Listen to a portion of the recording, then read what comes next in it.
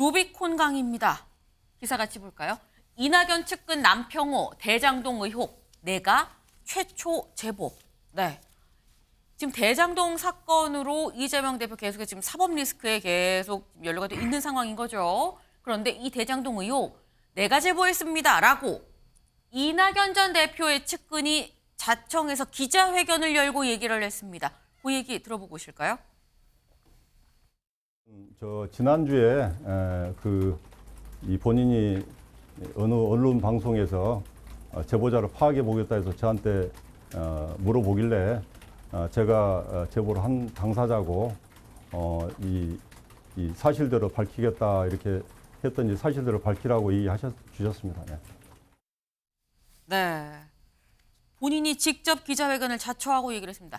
내가 처음에 제보를 했다. 그리고 내가 이거 이낙연 전 대표가 묻길래 그럼 제가 얘기를 하겠습니다. 했더니 하라고 해서 했다라고 얘기를 했습니다. 하지만 내가 처음에 제보할 때 이낙연 전 대표는 몰랐다라는 점도 같이 얘기를 했습니다.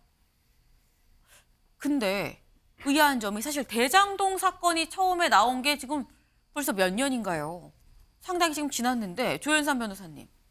이게 이낙연 전 총리가 제보자 누굽니까? 그래서 접니다라고 얘기하고 기자회견 하는 거라 새삼 지금 이걸 기자회견을 타이밍상 시기적으로 이걸 지금 기자회견을 하는 이유가 뭘까요? 아무래도 최근 이낙연 전 대표가 네. 이재명 당대표의 사퇴와 통합 비대위를 주장하면서 시한을 두고 말씀을 하셨죠. 이달 네. 말까지 시한을 두고 신당 창당에 대한 언급도 구체적으로 진행하고 있는 와중이기 때문에 네. 이러한 제보 의혹에 대해서 본인이 밝히는 시점 자체가 굉장히 조금 그 연관성을 의혹을 거둘 수가 없을 것 같습니다. 그런데 이러한 것들 자체가 지금 네. 루비콘 강이라고 말씀을 하셨는데 이낙연 전 대표 입장에서는 그 강을 건너서는 절대 안 되었습니다. 건너서는 안 될 강을 사실상 넘었다고 할 수 있고요. 건넜다라고 판단하시는 예, 건가요? 제보자의 경우에는 이낙연 전 대표의 측근 중에 측근입니다. 네. 그러한 분이 지금 이낙연 대표의 싱크탱크라고 불리는 그 사무실에서 기자회견을 했어요. 네. 그러한 사실을 본다면 어떻게 이낙연 전 대표가 이러한 제보 행위 자체를 몰랐을 수 있을까? 아니면 알았다고 하더라도 이것들을 어떻게 말리지 않았을 수가 있을까라는 생각이 들 수밖에 없고요. 결과적으로 그러한 경선 과정에서 불거졌던 대장동 의혹이 민주당의 큰 발목을 잡게 되었고 그것 자체가 지금 현재 민주당이 다음 총선을 앞두고도 큰 위기를 주위에서 흔들고 있는 중요한 의혹 중에 하나가 아니겠습니까? 그러한 부분에 대해서 이낙연 전 대표가 사실상 루비콘 강은 건넜다. 더 이상 봉합할 수 있는 그런 여지가 있을지도 잘 모르겠다. 그런 수준이 아닌가 싶습니다. 지금 이 기자회견을 했다는 사실 자체를 보면 이미 루비콘 강은 건넌 거다. 이낙연 전 대표가 루비콘 강을 건너서는 안 될 루비콘 강을 건넜다라고 지금 말씀을 하셨어요. 그런데 사실 이 기자회견 전에 아마도 이낙연 전 대표와 이재명 대표 사이에 물밑으로 얘기가 좀 그러니까 서로 만납시다라는 얘기가 오간 것 같다라는 생각이 드는 게 다음 기사를 좀 볼까요? 이재명, 이낙연의 계속 연락, 통합 노력 중. 이재명 대표 계속 연락하고 있다라고 얘기를 했습니다. 이 얘기도 들어보고 오시죠. 이낙연 전 대표께서 여러 말씀을 해주시고 계시고 저도 계속 연락드리고 또 만나서 우리가 통합의 길을 갈 수 있도록 노력 중입니다. 우리 국민들의 눈높이에 맞도록 최선을 다하고 있습니다. 네. 그러니까 아마 이런 얘기를 의식한 것 같아요. 왜 연락을 안 하느냐라는 좀 비판이 있었는데 그래서인 건지 속 시원하게 얘기했습니다. 내가 전화도 하고 문자도 하고 할 수 있는 건 다 했다라는 거죠. 내가 직접 연락을 다 했다. 그리고 지금 답을 기다리고 있다라고 얘기를 했는데 답을 기다리는 와중에 만납시다라고 얘기하고 아직 이낙연 전 대표 검토하는 와중에 아까 이낙연 전 대표의 최측근이라고 할 수 있는 남평호 전 민정실장이 직접 기자회견을 열고 대장동 제보 제가 했습니다라고 얘기를 했습니다. 이거는 근데 크게 두 가지로 좀 해석이 될 수 있을 것 같아요. 신지호 의원님. 네. 첫 번째는 이래도 만날 거야가 될 수도 있고요. 두 번째로는 내가 가진 패는 나 이제 다 내려놨어. 다 보여줬어. 속 시원하게 얘기하자. 일 수도 있는 거고요. 두 개 중에 어떤 거라고 보십니까? 그런데요, 이두 사람 간의 그 상당한 불신이 특히 이제 이낙연 전 대표 쪽에 있는 거라고 저는 좀 들었습니다. 뭐냐면 금년 6월에 이제 이낙연 전 대표가 그 외국에서 생활하다가 귀국하지 않습니까? 그래서 뭐 이재명 대표하고의 회동 어렵사리 이루어졌습니다. 몇 번 연기되다가. 네. 근데 이 뭐 인사동 한정 직집에서 1시간 반 정도 뭐 옆에 동석자들 한 명씩 있고.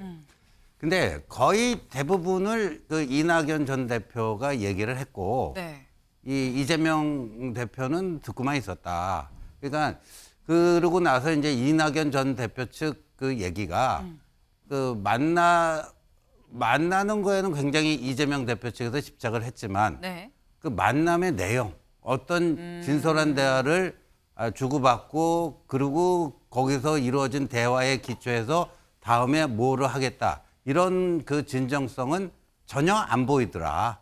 전혀 안 보이더라. 그러니까 어제 저 이재명 대표의 계속 연락 중이다 하는 것도 네. 그때의 기억이 있기 때문에 그걸 신뢰감을 갖고 받아들이기는 어렵지 않을까 이런 생각이 듭니다. 네. 근데 이재명 대표가 보자고 연락을 하는 거에 대해서 이낙연 전 대표가 기본적으로 이미 신뢰감 측면에서 문을 닫아 건 상황이기 때문에 그거를 뭐 같이 소통의 어떤 차원으로 보기 어렵다. 그렇다고 말한다면 첫 번째 아까 말씀드린 이래도 만날 거냐라는 쪽에 기울었을 가능성이 높다라고 좀 보시는 것 같아요. 네. 근데 이 두 사람이 만나는 건 지금 둘째치고 아까 이 남평호 이낙연 전 이 대표의 최측근이죠. 이낙연 전 대표의 최측근의 이 기자회견 제가 대장동 제보한 겁니다라는 얘기에 친명계가 격앙을 했다는 소식도 들려오고 있습니다. 네. 대장동 이 익명이에요. 친명계 중진 의원 얘기에 따르면 대장동 의혹 최초 제보자가 이낙연 캠프에 있다고만 들었지 누군지는 몰랐는데 개인적으로 반신반의했다. 사실이었다니 믿기지 않는다. 심각한 해당 행위다라고 친명계가 지금 격앙을 했다고 합니다. 근데 권지웅 위원님, 네. 사실 이낙연 전 대표 캠프에서 처음 대장동 의혹 제보했다라는 얘기는 다 알고 있었던 부분인 거거든요. 사실 그렇기 때문에 두 이 캠프에 이재명, 이낙연 이 양쪽의 갈등의 골이 좀 깊어진 근본적인 원인이라고 볼 수 있는 건데 알고 있었는데 새삼 기자회견을 보고 더 격앙이 될 사안이 있는 건가라는 생각도 들거든요. 그러니까 저는 두 쪽 다 좀 과하다는 생각이 드는데 두 쪽 다 과하다. 그러니까 사실 기자회견까지 해서 알릴 사항은 아니었다고 생각합니다. 그냥 네. 뭐 굳이 질문이 있다고 하면 다른 방식으로 답변을 할 수 있었을 텐데 기자회견을 한 것은 좀 과하다는 생각이 들고 또 반대로 그걸 누가 제보했던 그게 뭐가 그렇게 중요하겠습니까? 어쨌건 재판이 진행되고 있고 수사가 진행되고 있고 그 결과를 볼 일이지 뭐 지금 제보한 사람을 찾아낸들 그게 뭐가 중요하겠습니까? 그래서 그게 본질은 아니라고 생각하고 어쨌든 저는 이재명 대표께서 이낙연 전 총리자 민주당의 대표였던 사람을 계속 연락하고 만나려고 하는 노력은 필요하다고 생각합니다. 근데 더 본질적인 건 어쨌든 이낙연 전 대표가 말하는 것은 민주당의 변화예요. 그러니까 이낙연 전 대표가 말하는 대로 변화할 필요는 없겠지만 네. 최소한 민주당이 바뀌어야 되는 시대적 과제에 놓여 있는 것은 맞습니다.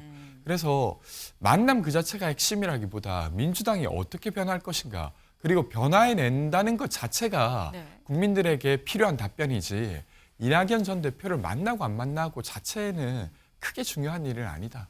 이렇게 이야기 드리고 싶습니다. 두 사람이 만나는 건 크게 중요하지 않다라고 말씀하셨는데 최진영 변호사님. 중요하죠. 만나야 통합을 할 거 아니겠습니까? 그런데 지금 봤을 때 이미 그 이낙연 전 대표 측은 헤어질 결심을 했는 상태에서 이재명 대표는 나는 노력했다.